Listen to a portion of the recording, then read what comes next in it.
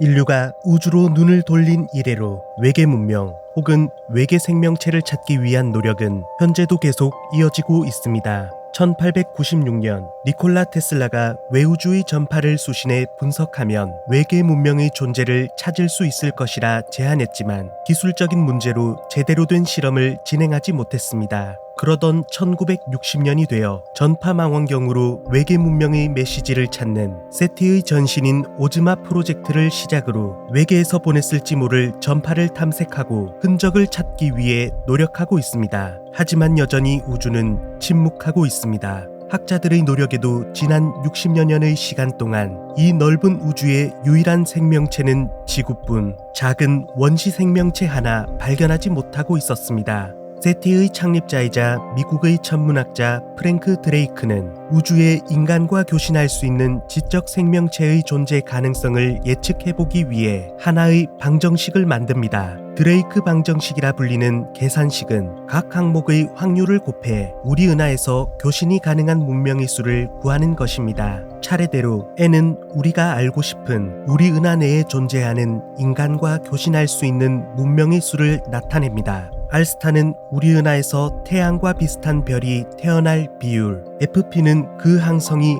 행성을 가지고 있을 확률, NE는 항성 속에 속한 행성 중 생명체가 살 수 있는 환경을 가진 행성의 수, FL은 그 행성에서 생명체가 발생할 확률, FI는 발생한 생명이 지적인 생명체로 진화할 확률, FC는 그러한 지적 생명체가 외계로 신호를 보낼 수 있을 정도로 발전할 확률, L은 위의 모든 조건을 만족하는 생명체가 존재할 수 있는 기간, 정확히는 교신 기술을 유지하는 시간을 나타내고 있습니다. 우리는 케플러의 유산으로 얻어진 관측 데이터로 NE에 해당하는 생명체가 존재할 수 있을 법한 골디락스 존에 탄생한 행성을 예측할 수 있습니다. 하지만 NE 값의 다음부터는 모든 것이 추측으로 학자들마다 구하는 확률 값이 다릅니다. 그 첫 단계인 FL은 조건을 만족하는 행성에서 생명체가 태동할 확률인데 이 부분부터는 실제 관측을 통한 데이터를 확인할 방법이 없었습니다.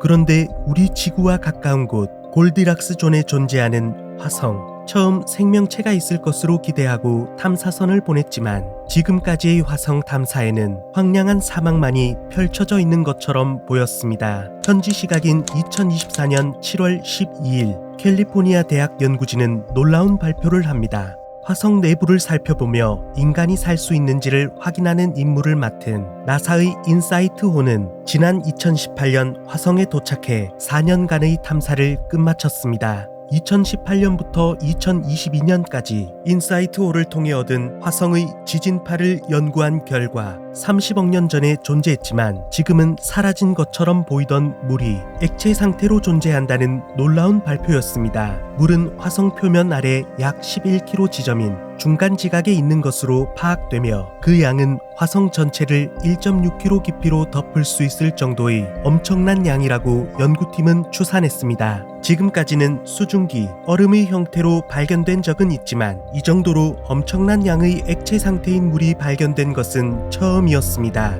물은 우리가 알고 있듯 생명의 핵심 요소이기에 화성의 중간 지각에 잠재적으로 생명체가 거주할 수 있는 것은 물론 화성의 원시적인 형태로나마 생명체가 존재할 수 있다고 밝혔습니다. 만약 화성에서 원시 형태의 작은 생명체가 발견된다면 이는 드레이크 방정식 필터의 다음 단계인 지적 생명체로 진화한 외계 생명체의 존재 가능성 또한 늘어나게 됩니다. 하지만 아쉽게도 당장은 화성 지각 깊숙이 있기에 바로 생명체를 확인할 수는 없지만 그 가능성에 한 발 다가선 것은 확실해 보이며 곧 우리는 확인할 수 있을 것입니다. 과연 이 우주에 지구의 생명체만이 유일한 존재가 아니라는 작은 흔적을 발견할 수 있을까요? 새벽 까마귀였습니다.